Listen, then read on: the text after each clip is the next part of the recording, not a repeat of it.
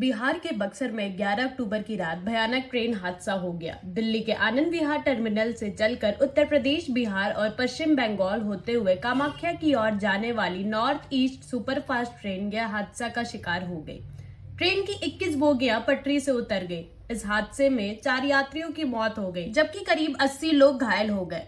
इनमें से कई की हालत गंभीर हो गई। इस हादसे को जो लोगों ने अपने आंख से देखा है, उन्होंने बताया कि जिस वक्त हादसा हुआ उस वक्त एसी बोगी में करीब सभी लोग सो चुके थे। इस बीच हमें झटके लगने लगे, लोग बर्थ से नीचे की ओर गिरने लगे। लोगों ने करीब 15 मिनट तक इन झटकों को महसूस किया। हादसा इतना भयानक था कि कोई टॉयलेट तो कोई बर्थ और कोई खिड़की के नीचे फंसा था। बता दे, इस ट्रेन हादसे की गूंज कई किलोमीटर दूर तक सुनाई दी। समाज क्या होता है, मानवता क्या होती है, यह दृश्य यहाँ दिख रहा था जब आसपास 15-20 किलोमीटर दूर गांव से लोग दौड़ते हाफते दिखे। लोगों ने फटाफट सबकी मदद शुरू कर दी।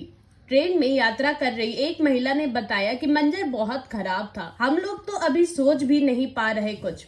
सभी लोग खाना खाकर आराम कर रहे थे, सभी खुश थे। हमारा खाना आने वाला था, इसलिए हम उसके इंतजार में बैठे थे। हम यही बात कर रहे थे कि ट्रेन में आगे के कोच नए और अच्छे लगे हैं, हमारा कोच भी अच्छा होना चाहिए था। इतने में तेज गड़गड़ाहट हुई। हमें लगा कि ट्रेन की स्पीड बढ़ाई गई है, लेकिन कुछ ही पलों में बोगी पलट गई। इसके बाद कोच में चीख पुकार मच गई। लोग रो रहे थे, हमें बहुत दर्द लग रहा था। लेकिन दुर्घटना का समाचार आग की तरह चारों तरफ फैल गया। समाज क्या होता है, मानवता क्या होती है, यह दृश्य दिख रहा था जब आसपास 15-20 किलोमीटर दूर गांव से भी लोग दौड़ते हाफते जिन्हें जो मिला उस साधन से वहां पहुंचने लगे। यहाँ तक कि सहायता के लिए लोग गांव से भी पहुंच चुके थे बड़ी संख्या में। घायलों की आंखों में आशा की चमक दिखाई पड़ी। प्रशासन की टीम करीब घंटे बाद पहुंचती, तब तक ग्रामीण यात्रियों को बाहर निकालने में जुट गए थे। यहाँ घूप अंधेरे के कारण राहत कार्य में परेशानी आ रही थी, तो ग्रामीणों ने ही पास से जनरेटर लाकर वहां रोशनी की व्यवस्था की।